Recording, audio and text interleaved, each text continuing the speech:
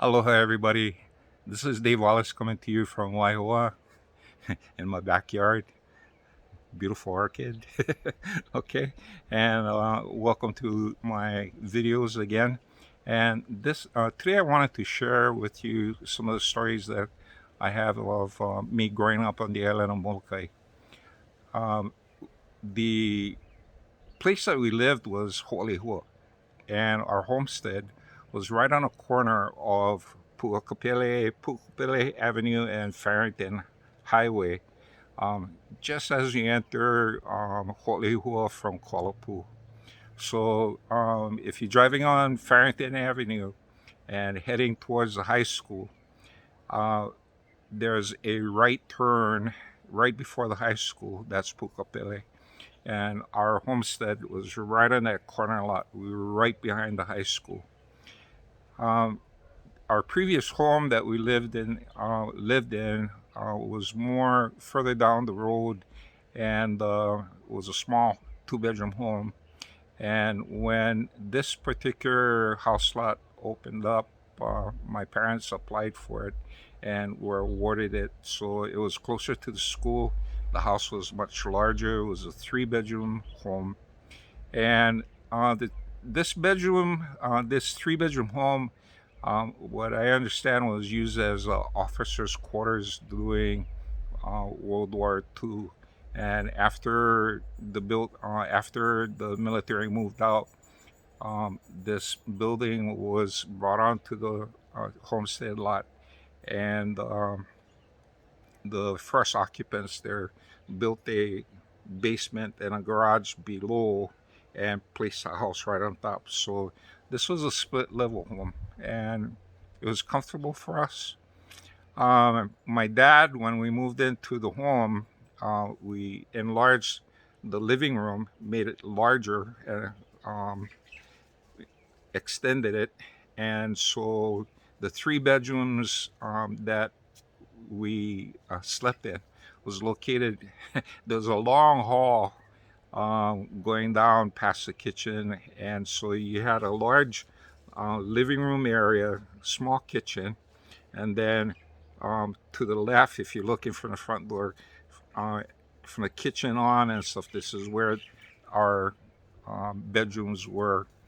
The front room, the first room on this long hall, belonged to my parents. The second bedroom was where most of us, the younger kids, me and my three sisters, would be uh, in there. And then the back room was for my brother, the oldest one. So we had our bedrooms like that. Okay. So, um, and we had one bathroom. Okay. And so my dad, after we lived there for a bit, we made an outhouse out just in case emergencies came up. So, anyway, we were not the first people to move into this unit. The first people there, when they were there living there, they had a young daughter, and this young daughter got sick and died in the home.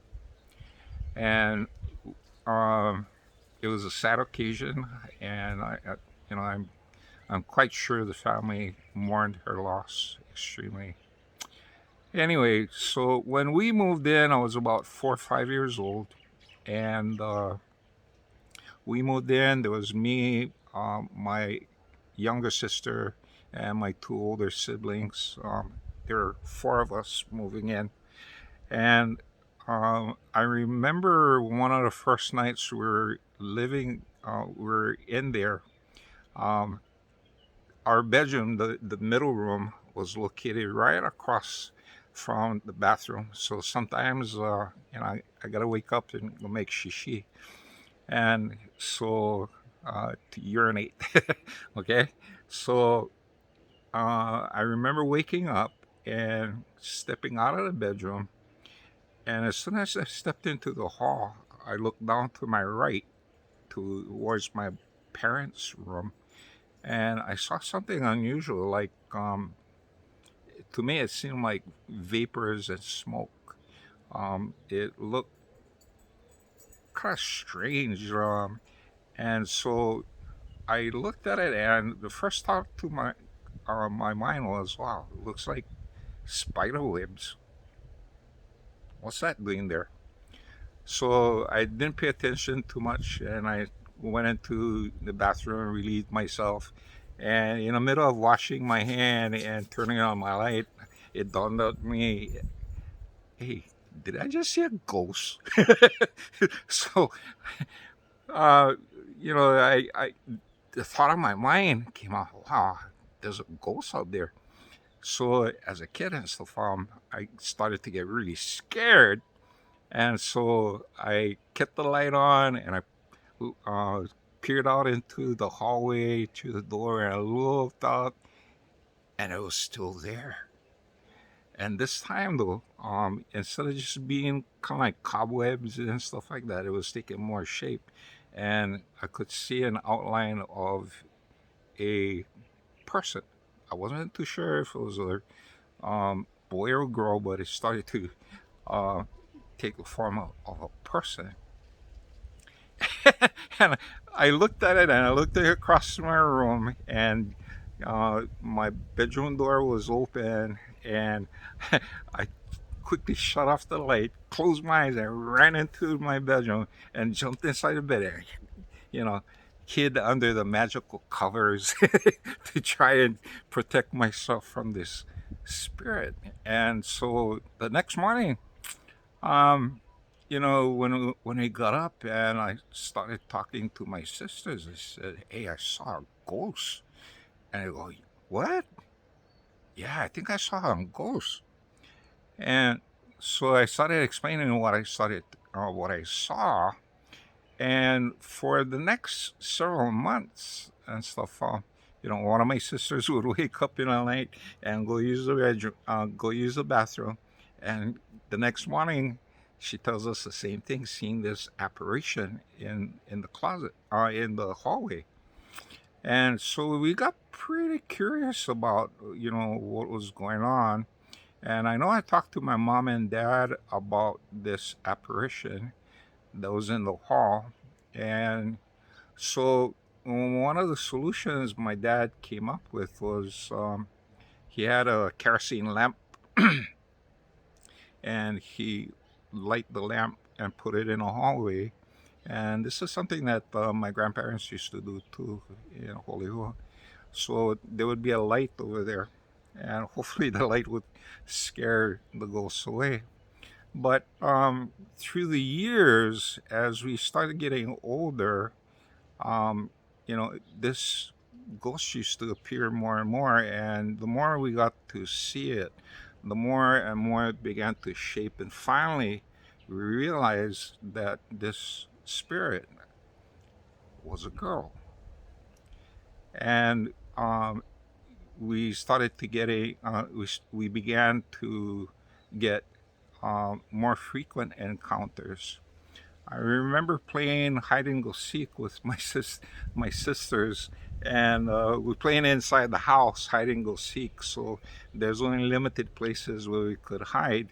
And I remember going in a back room, hiding in a back room closet behind all of the clothes, and one of my sisters counting down, counting up to 10, and we have 10 to hide. And so I found my spot in the back of the back closet, and uh, I pressed my body flat against the back wall, and it closed in front of me, and I'm staying in a corner, I don't want to be found.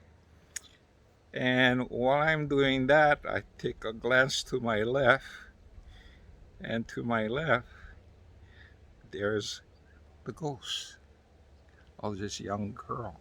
Now I could see her better than I've ever seen her. Young girl, long black hair, and she's kind of like looking at me, kind of smiling.